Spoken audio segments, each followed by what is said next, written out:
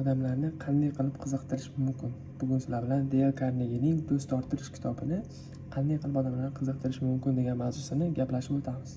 Bunaqa qilish uchun siz qiziqtirmoqchi bo'lgan odamingizni qiziqishlariga va o'ziga qiziqish bildirishingiz kerak bo'ladi. Oramizda juda ham ko'p odamlar bor. O'sha gaplashmoqchi bo'lgan odamlarga, yaqinroq tanishmoqchi bo'lgan odamlarga qiziqish bildirmaydi. Unchalik ham har doim misol uchun telefonda bo'ladi, o'zim umuman qiziqishini bildirmaydi. Buni qanaqa bildirish mumkin? Ular o'sha qiziqqan mavzusida, yoqtirgan mavzusida gap ochib, o'shalar bilan o'sha mavzuda gaplashish kerak bo'ladi. Ya'ni video davomida sizlarga misollar bilan keltirib beraman kitobda yozilgan.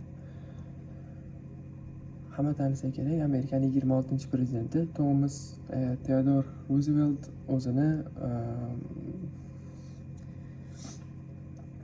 hamma tanisa kerak, Amerikaning 26-prezidenti Theodore Roosevelt odamlarga o'zini shu conversationalist, yaxshi suhbatdosh deb tanitgan.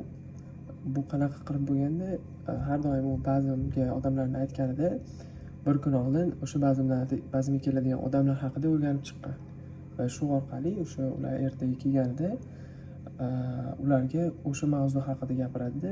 Ya'ni o'zlari shu mehmonlar qiziqqan mavzusida gapirgandan keyin ular uni yoqtirib qoladi va ertasiga hammaga shuni yaxshi suhbatdosh ekanligini aytib beradi. Ya'ni o'sha Dale Carnegiening yoshligida bo'lgan bitta voqea, u ammasinikida bo'lganda bitta William Lyon degan odam uyga kelib, o'sha payt Dale Carnegie juda ham qayg'alar haqida yaxshi ko'rgan ekan. O'sha payt o'sha odam kelib, qayg'alar haqida gaplashib, o'shalar haqida savollar bergandan keyin, u ketgandan keyin, ya'ni o'sha William ketgandan keyin Dale Carnegie ammasiga aytar ekan, juda ham yaxshi odam ekan-a, yo'q desa, qayg'alar haqida qanday biladi desa, u aytadi, ammasi o'zi advokat, hech qanaqa qayg'alar haqida bilmaydi nimaligini ham, ya'ni o'sha ular haqida hech nimani bilmaydi desa, nimaga unda menga bular haqida gapirib berdi desa, u prosta gentleman, ya'ni yaxshi kishi, prosta senga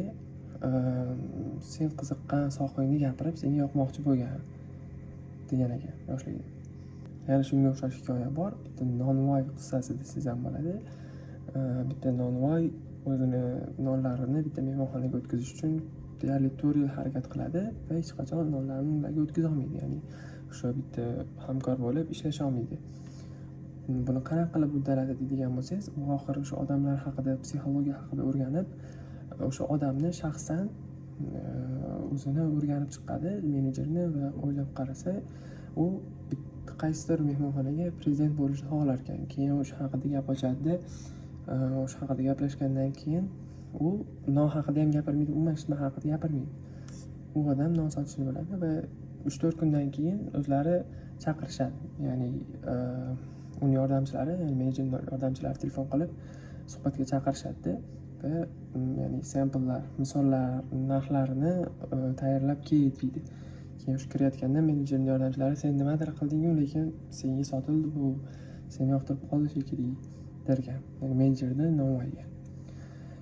Qissadan qissa shuki, odamlarni qiziqishini olmoqchimisiz, ularni sizga qiziqishini olasizmi? Avvalo siz ularga qiziqing va nima qilayotganlariga qiziqsangiz, shu bilan siz maqsadingizga erishib olishingiz mumkin. Keyingi video qanaqa bo'lishini kommentariyada yozib qoldiringlar.